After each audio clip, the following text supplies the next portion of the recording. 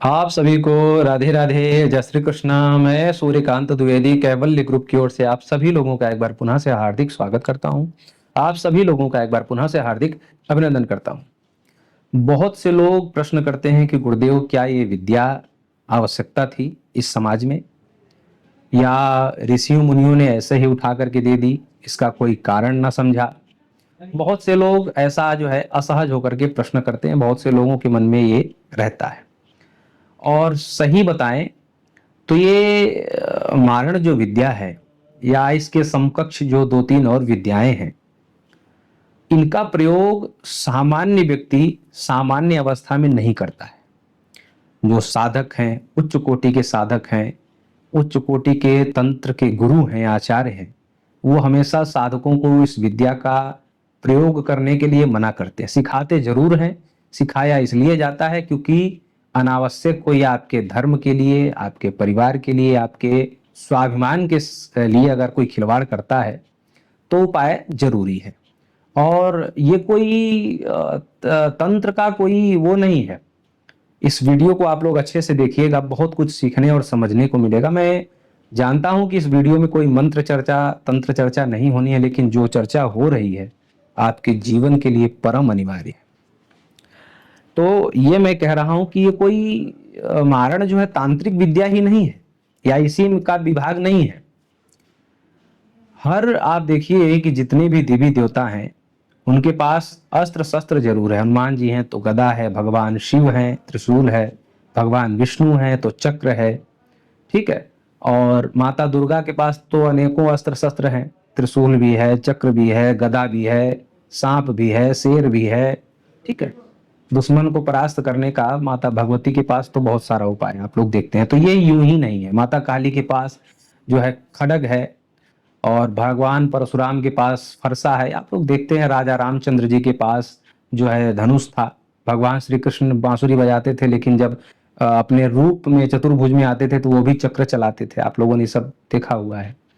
तो कहने का अभिप्राय यह है कि सामान्य हमारे यहाँ किसी भी जो है अस्त्र शस्त्र या अस्त्र शस्त्र वाली विद्या, जैसे कि मारण, उच्चाटन, विद्वेषण वगैरह, ये सामान्य तो कोई बड़ी खुशी खुशी करता नहीं है। हाँ, एक बात ये जरूर है कि कुछ तांत्रिक पैसे के लोभ में धूर्त बेईमानी करते हुए सिद्ध विद्याओं का पहले तो सिद्ध करते हैं और फिर सिद्ध विद्याओं का दुरुपयोग करने के लिए कुछ चंद पैसों का लालच ले करके अपने भविष्य को, अपने आगे की जिंदगी को न निहारते हुए, न देखते हुए इस विद्या का दुरुपयोग करते हैं, पैसा लेते हैं।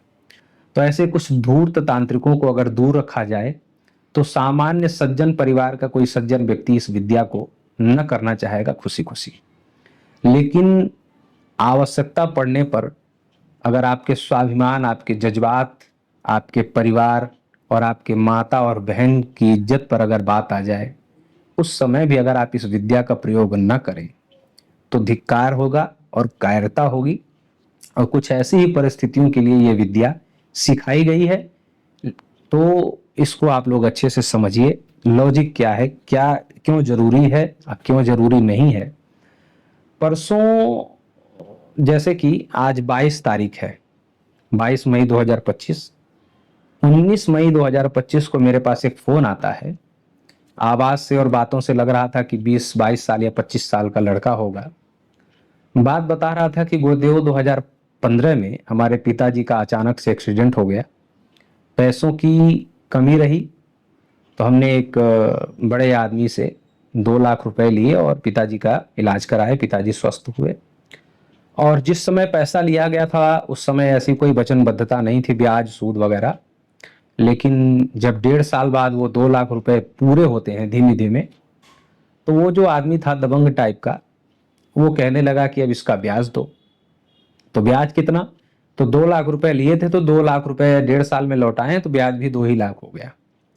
ठीक है, हालांकि ये कोई मुद्दे की बात नहीं थी, लेकिन चूंकि बड़ा आदमी था, दबंग आदमी था, किसी भी प्रकार का जो है दुस्साहस करने में सक्षम था, इन लोगों ने जैसे तैसे करके इधर उधर करके 2 लाख रुपए फिर दिए।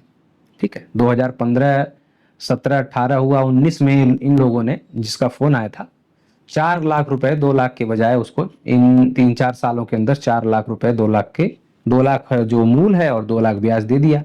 सामान्यतया इतने में भी बात निपट जानी चाहिए थी। फिर ये कहने लगा कि और देर हो गया है, 2 लाख रुपए फिर से ब्याज हो गए हैं, ब्याज का ब्याज। तो ऐसे करके तीसरी किस्त ये 2021-22 में फिर दिया इन लोगों ने। और होता ये है कि पूरा धमकाता है, मारने पीटने की धमकी देता है। बता रहा था लड़का कि हमारी एक बहन है, कोई छोटी मोटी नौकरी करती है।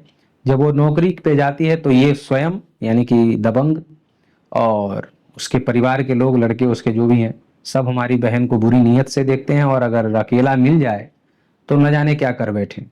और जब हम लोग इसको पुलिस वगैरह में जाते हैं तो शासन प्रशासन जो है उसने उसका ऐसा प्रभाव है कि शासन प्रशासन भी मदद नहीं कर पा रहा है।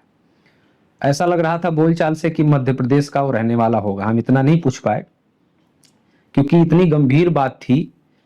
तो मैं उपाय सोचने लगता हूं, जब कोई अपना ये सोचता है तो हम ये पूछते हैं कि जो है क्या वो पहले उपाय इसको कैसे ठीक किया जाए, मैं इस दिमाग में ज़्यादा रख जाता हूं।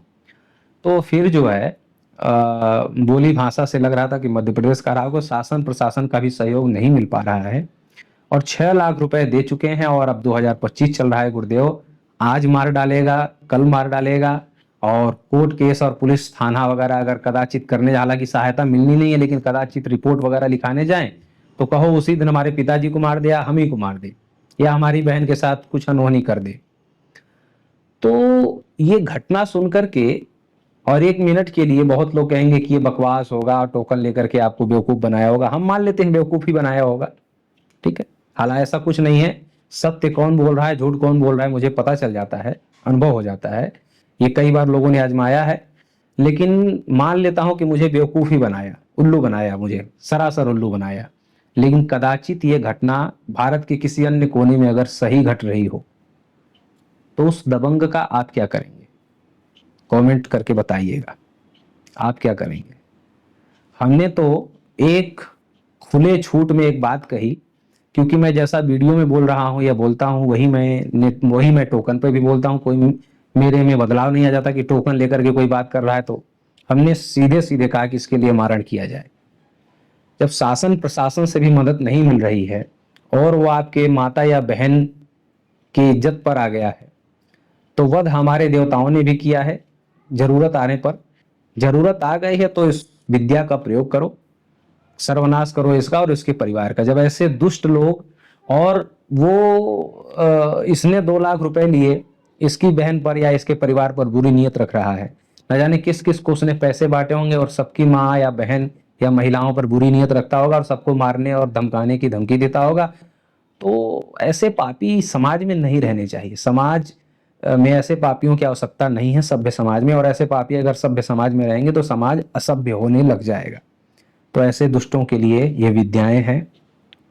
आप लोग कमेंट करके बताइए कि विद्या की आवश्यकता है ऐसे स्थान पर या नहीं, ये मैं आप लोगों के ऊपर छोड़ रहा हूं। लेकिन ऋषियों मुनियों ने ये दिया है तो ऋषियों मुनियों ने अंधे होकर के नहीं दिया है, कुछ सोचा समझा परखा तब दिया। पहले भी रावण, हिरण्यकश्यपु और मारीच, बाहु सुबाहु और ये सब पहले भी थे, खरदूषण पहले भी थे, आज भी हैं, आगे भी रहेंगे।